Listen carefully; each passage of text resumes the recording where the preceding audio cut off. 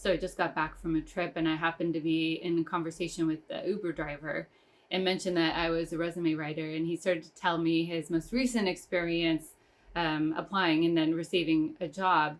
He said he worked on his resume for like 40 hours, sent it in, and the hiring manager called him and said, "So do you talk like this?" And he said, What do you mean?" And he said, "So your resume is the way that it's written. Do you actually talk like that?" And he said, "No." And he said, "Okay, so why don't you rewrite your resume in the way that you actually talk?" And so we had a good conversation about knowing your audience and writing to an actual human being, as opposed to trying to write to a computer system or trying to game the system. Because in the end, a human's going to read it, and you really have to know what are they looking for, and making sure that your resume meets that. So let's talk about the two main audiences. So the first one is business owners or organizations that use an ATS system, the applicant tracking system, which is a computer system that gathers the resumes that are coming in and prioritizes them according to the ones that match the job description and requirements the best. It's a way to help those that are in the hiring process just, have a good idea of which ones that they should spend the most time on.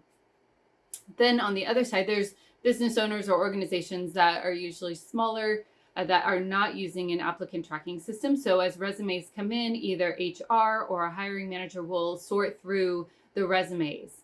And so there's some tips and techniques according to whichever one you're going to be applying for. So it's good to know, are you applying to a job that has an ATS system or one that doesn't? So if you are applying to one that has an ATS system, you do need to make sure that you are finding those keywords, phrases, matching the requirements in the job description, that your resume has those keywords and phrases throughout the summary statement, your skills list, your work history, if you have a technical skills area, your education. So always thinking about, am I going to be able to match what the job description is looking for? At the same time, you are always writing for humans, because at some point the hiring manager will be reading it, and you don't want to have your resume stuffed, what we call stuffed with keywords, or overly fluffy type language that when an average person reads it, they're going to get turned off by. So if you are applying to a job that is in a smaller business that doesn't use an ATS system, you won't have to think through so much if you are matching the job requirements exactly and making sure every single keyword is there. You will still need to make sure that your resume is a good match for the job requirements and the job description.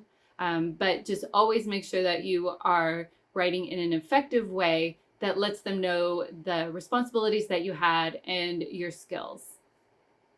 So your action step is to take a look at your resume, see if it's written for the audience that it's going towards. If you need any assistance with this, just let me know. Have a good week.